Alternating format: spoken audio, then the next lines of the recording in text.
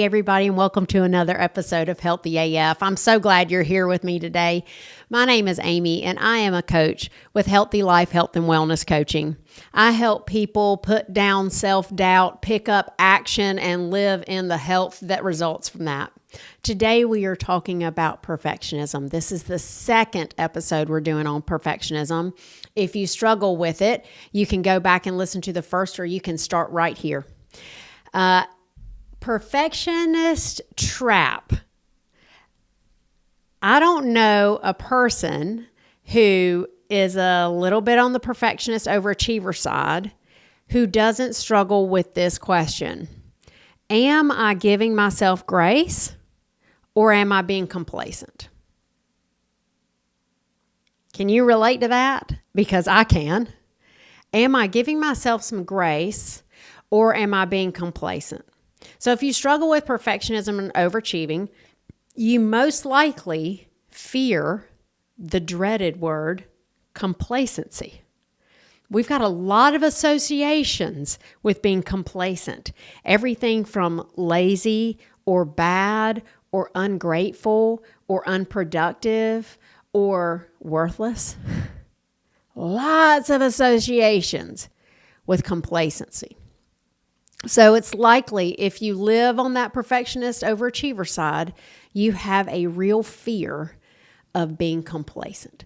First of all, let me say to you now, if you find yourself complacent, you will not spontaneously combust.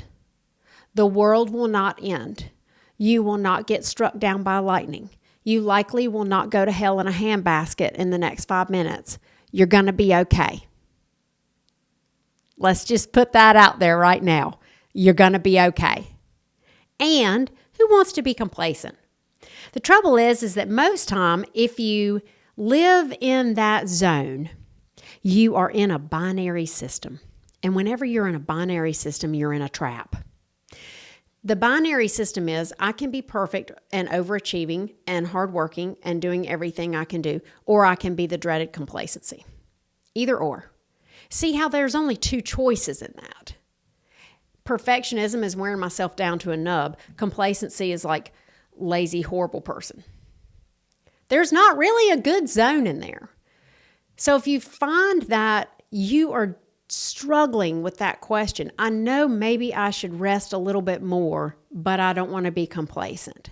I think my body feels a little tired today, but I'm just going to push harder because I don't want to be complacent. I think that maybe I need a vacation, but I've got all this work to do and I don't want to be complacent. If those are kind of the swirls that you find yourself in, you're likely in that either or thinking. And when you're in an either or thinking, there's no room for middles. So I'm going to translate that. There's no room for sanity. It's just all crazy making. The perfection overachieving, crazy making. The I'm so terrified I'll be complacent, crazy making. So let's go find some middles. So the tip that I like to use when you are on the struggle of 0 is complacency and 100 is perfectionism, and both of them are horrible, is using percents. Practice percents. Now, I'm going to tell you about percents in the gym because it's easy, but then we're going to talk about them in different ways. Let's say I can lift 200 pounds on a deadlift. That's my 100%. Sometimes I practice what it feels like to lift 50% of that, which would be 100%. The goal for me in the gym that day is to practice mastering 50%. What does 50% feel like? How many can I do?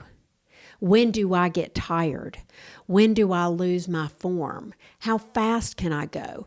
How slow can I go? What can I do at 50%? My job is to master 50%. And then to celebrate the mastering of that 50%. You find that middle. You know, when I was really pretty dang strong and about at the height, I'd say, of my fighting shape in CrossFit, being able to go to competitions, feeling healthy, I had a trainer that I worked with, specifically, shout out Jordan Finlayson, fabulous. He's with Iron Forged Athletics, Iron Forged Training. Anyway, fabulous trainer. And he was the first one who had me train at percents.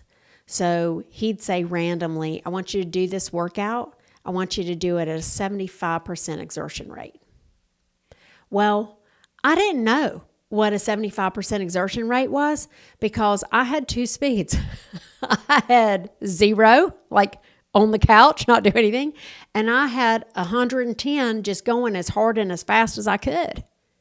And then still it wasn't enough. So when he asked me to start training at specific exertion rates, it was hard. And I didn't know what 75% was. There was no right answer. I had to create some space to play and to experiment and to get it wrong. I had to understand that sometimes I would think I was at 75%, but the exhaustion afterward would tell me I was more like 90%.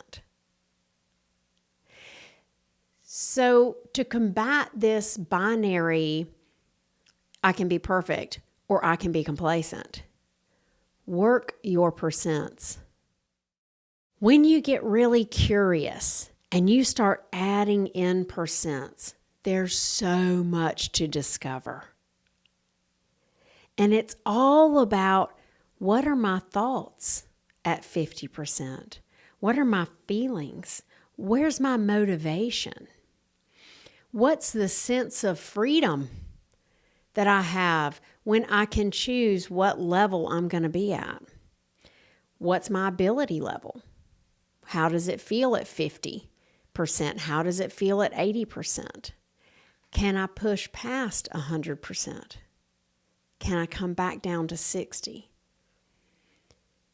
The knowing, the getting to know how you perform in the middle zones is a inquiry that is so rich with data. And I want to leave you with this. When you train in your percents, it will be very difficult for you to say, oh yeah, that was definitely 90. I mean, you usually know when you're at 100 because you know you're on death's door. And it gives a sense of, I can't be perfect in this because there's no right answer. So when we're struggling with perfection, not having a right answer can be very uncomfortable for us. And it's a perfect opportunity to sit with the uncomfortableness and be okay. You know, perfectionism is like a sure thing. It's just sure. It's either perfect or it's not. But life isn't like that. Your body isn't like that. Your habits and choices and behaviors and thoughts and feelings and relationships and sleep patterns are not like that. So when we live inside that perfectionism model, where it's just perfectionism or complacency and not perfect, there's nowhere to go and there's nothing to learn. Find your percents, and you can use it on your sleep. You can use it on your diet. I'm going to, eat 20% of my meals all in this new way. Or I'm going to go on vacation and I'm going to be 50%. You're going to learn something. You're going to learn something different about your body when you're 40 and you eat 50% of the foods that don't upset your tummy and 50% of the foods that are like a little bit questionable, you add in those processed foods, you add in that alcohol, you add in a different timing of your foods, you're going to find some stuff out. And all of that data is like love for you. Oh, I'm finding out that actually, as long as I stay 70% or better on eating non-processed foods, my body performs actually pretty well. When I get down to 65%, not so much. Or when I get down to 65% or 50%, maybe I'm traveling and all that I have are a pack of nabs and a Bojangle stop.